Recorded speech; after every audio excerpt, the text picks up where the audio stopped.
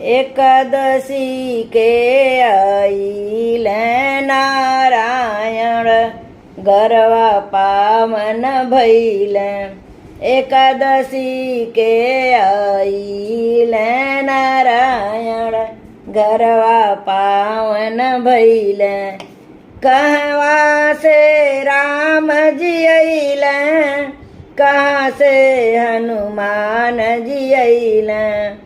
कहवा से राम जी अइले, कहाँ से हनुमान जी अइले।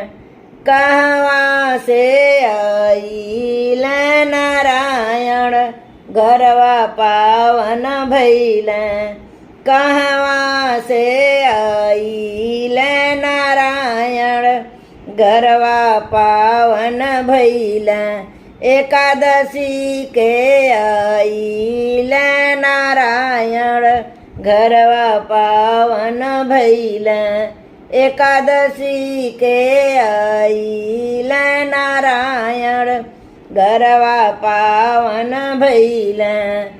अवध से राम जी अइले, पर्वत से हनुमान जी अइले। अवध से राम जी अइले, पर्वत से हनुमान जी अइले। बैकुंठ से अइले नारायण गरवा पावन भइले। बैकुंठ से अइले नारायण गरवा पावन भइले। एकादशी के अइले नारायण गरवा पावन भइले। कहीं चढ़ी राम जी अइले, कहीं चढ़ी हनुमान जी अइले। कहीं चढ़ी अइले नारायण गरवा पावन भइले।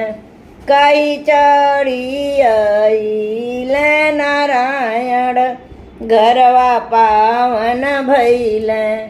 कहीं चढ़ी अइले नारायण गरवा पावन भइले। एकादशी के अइले नारायण गरवा पावन भइले। रथ चढ़ी राम जी अइले, उड़त हनुमान जी अइले। रथ चढ़ी राम जी अइले,